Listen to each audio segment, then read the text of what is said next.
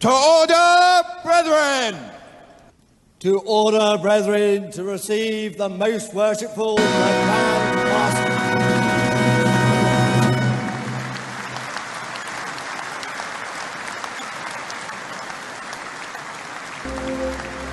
King Solomon sought to find one skilled in the art of building. He sent for Hiram and brought him up out of Tyre.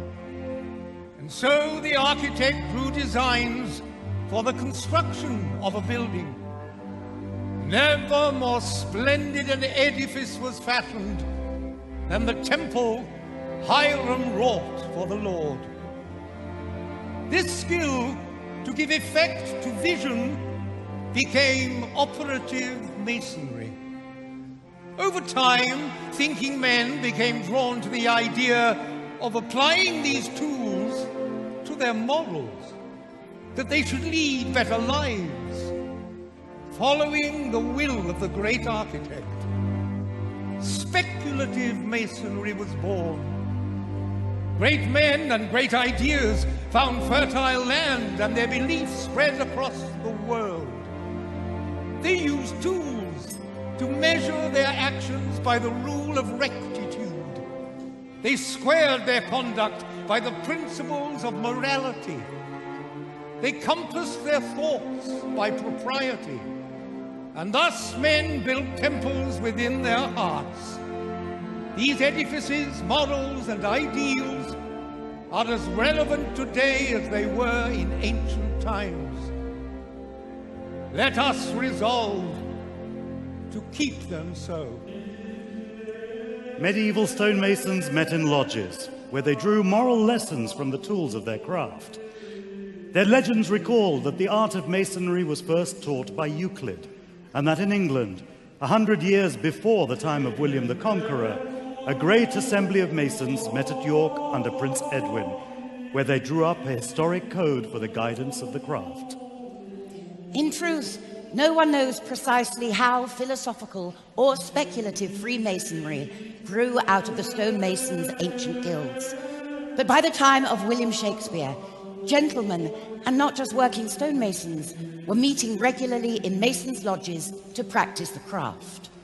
In the early 1600s, Sir Robert Moray, the driving force behind the Royal Society, was initiated into Freemasonry at Newcastle upon Tyne. Soon after, Elias Ashmole, famous as founder of the great Ashmolean Museum, was initiated into Freemasonry at Warrington. Freemasons continued to meet and initiate new members throughout the period of the Civil War, Commonwealth, and Restoration. Then, exactly 300 years ago, in 1717, something happened in London which altered and shaped Freemasonry forever. After the Great Fire of London, St. Paul's Cathedral had been newly designed and finished by Sir Christopher Wren. It was a triumph of stone and skill. In its shadow, 4 London lodges of Freemasons met together and took a momentous step. Like the builders of old, each Freemason takes up the square and compasses. As he applies these tools to his morals and becomes more skilled in the craft, he progresses from entered apprentice to fellow craft, and finally master mason. In rich ceremonies of timeless drama, he is presented with centuries of wisdom on life's greatest questions, on birth, life, and death. He is guided to reflect on the brotherhood of man dwelling together under the eye of God, and the ways in which each can so conduct himself as to live respected and to die regretted. Through these unique experiences, each brother carves a stone of the great temple in his own way.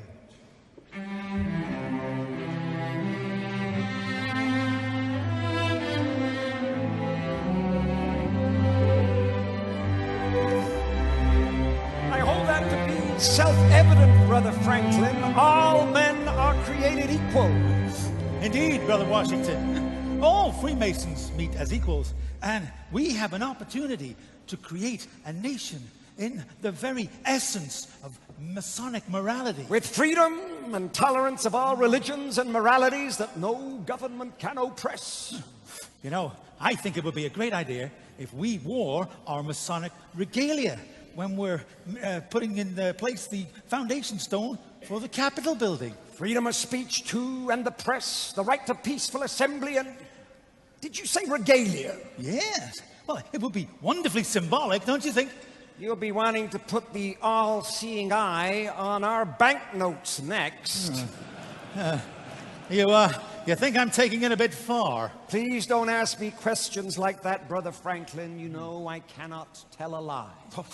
Oh, come on, Brother Washington. Everybody lies occasionally, surely. Especially politicians. Not me. Not even so much as an alternative fact. Good. We must all be aware of fake news. But people must be free to think what they like as well. We can have no thought police in our new society. I couldn't agree with you more. Without freedom of thought, there can be, well, no such thing as wisdom. You know, I do agree with you, though. The foundation stone of our new nation built on all those principles that we hold dear. Perfect in its parts and honorable to the builder. And the plans for our new capital city already have a very Masonic feel to them, yeah. You know, I still don't think Potomac City has enough of a ring to it, though, somehow. Have you given any thought to a name, Brother Washington? I'm still working on that one. Good evening, Brother George. Well, hello, Brother Hiram. Brother Benjamin. And who's your friend? Oh, this is Mr. Aveny, our candidate for initiation into the order. I'm giving him a little introduction into some of our mysteries. Good evening, gentlemen. Oh, hey, what a privilege to be shown round by Hiram himself. Yes, I'm learning a great deal. And these two gentlemen are founding an entire nation built on our principles. We have great promises for our new nation. You know, I wonder if other presidents after me will also be Freemasons. Well, of course. I mean, Oh, well, I just sort of assumed. I'm afraid not, Ben. But many will be.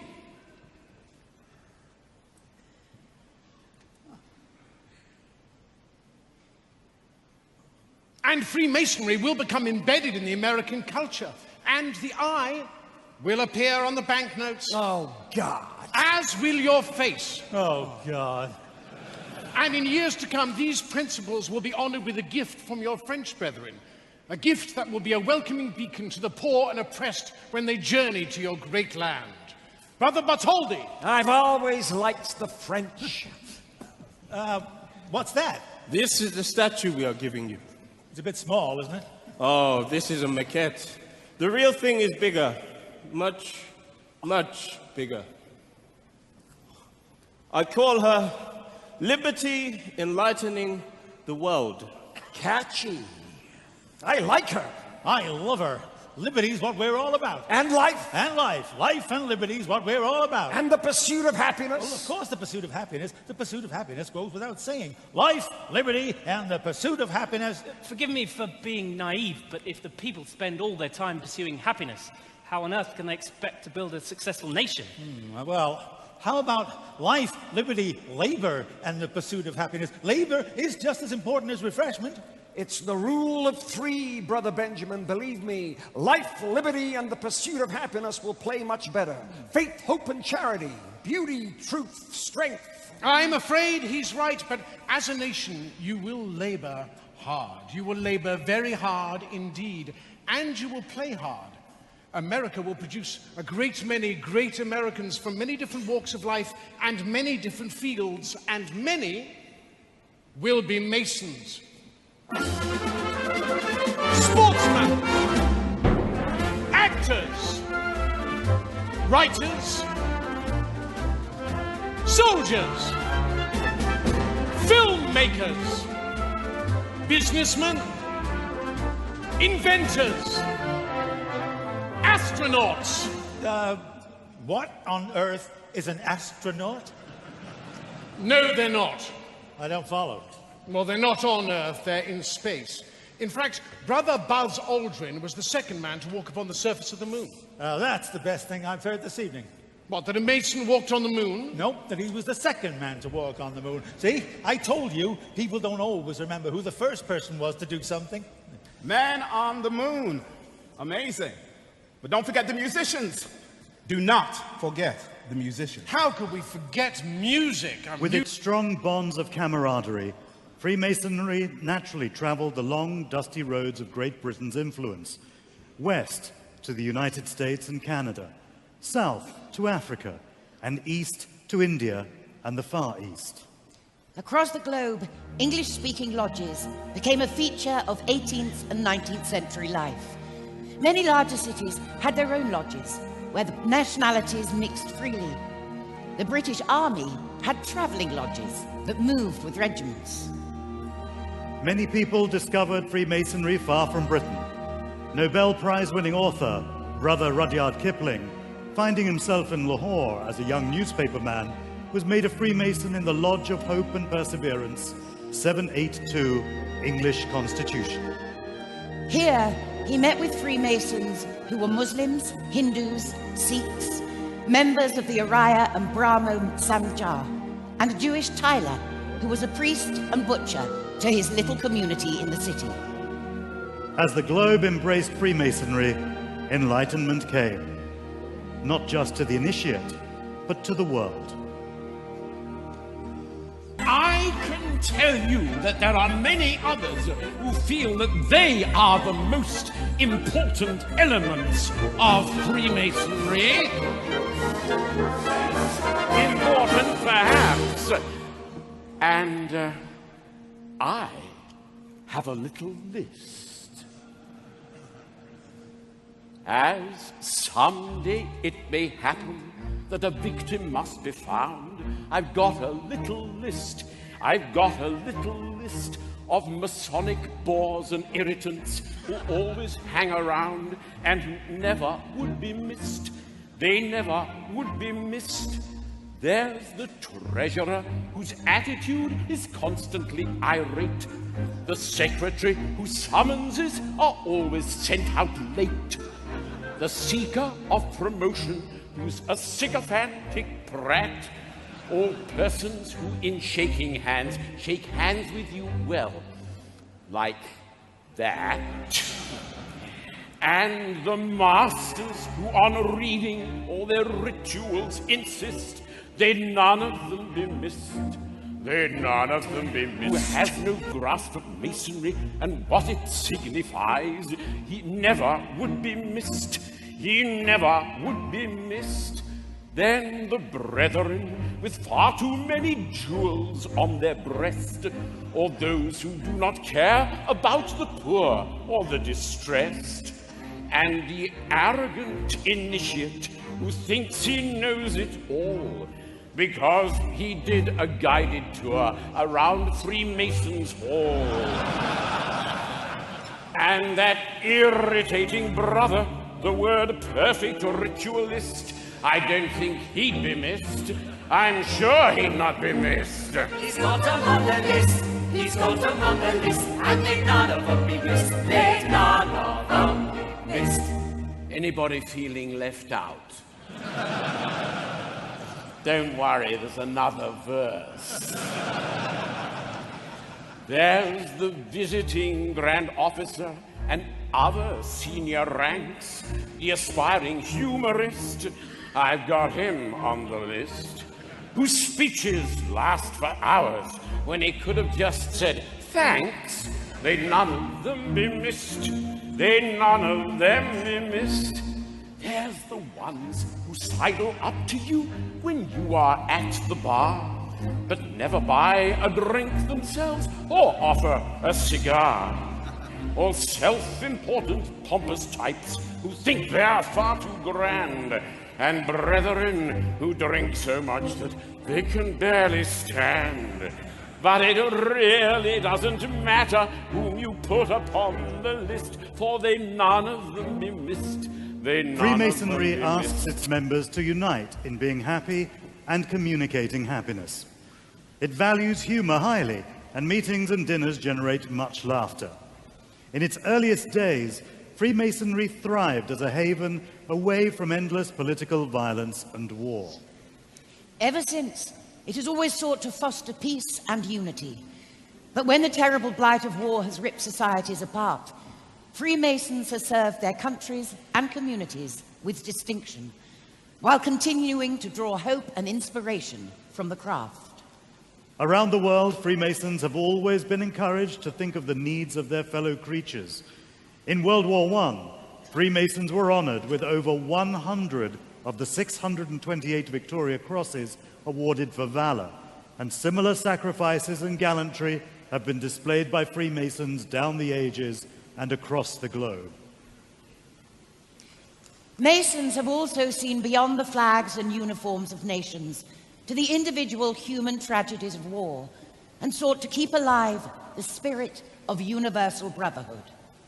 In the United States, during the Civil War, Freemasons met across the Union and Confederate divide to celebrate their common rituals and shared humanity.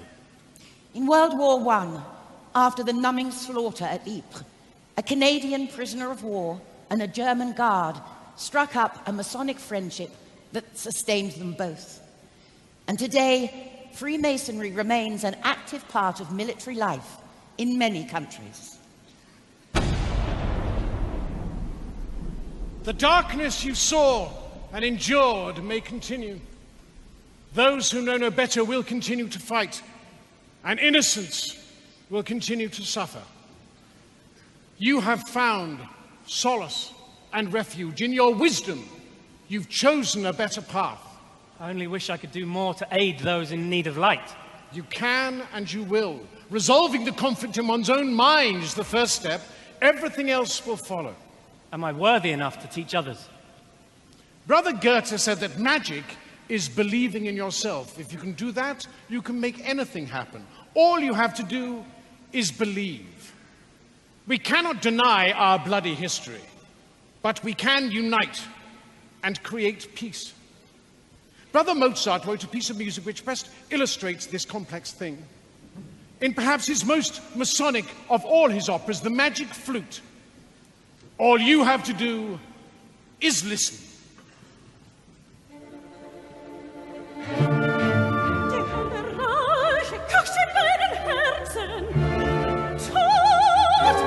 It is with the warmest fraternal greetings and pleasure that I welcome you all here today to celebrate this special anniversary, the tercentenary of the founding of the Premier Grand Lodge in London. I had the pleasure of meeting 136 Grand Masters visiting from overseas at Freemasons Hall yesterday. Today, though, we are a meeting of more than 4,000, gathered from all around the world, from our own constitution and beyond. Freemasonry, as we have seen today, has inspired countless truly great men and historical figures throughout the ages. But it has also found a treasured place in the lives of millions of ordinary men, encouraging a love of tolerance, freedom, the dignity of mankind, and an understanding of their place in the universe under God. These men work quietly and diligently in their communities today, allowing the light of brotherly love and charity to shine from them, demonstrating to the world the beneficial effects of our ancient institutions. Every Mason knows how important the symbolism of light has always been in his ritual. In their many ways, Freemasons have spent the last 300 years spreading their light. And the light of Freemasonry's values of tolerance, self-improvement, and service to others. Most worshipful Grand Master, I humbly ask you to complete the initiation of this worthy candidate for Freemasonry.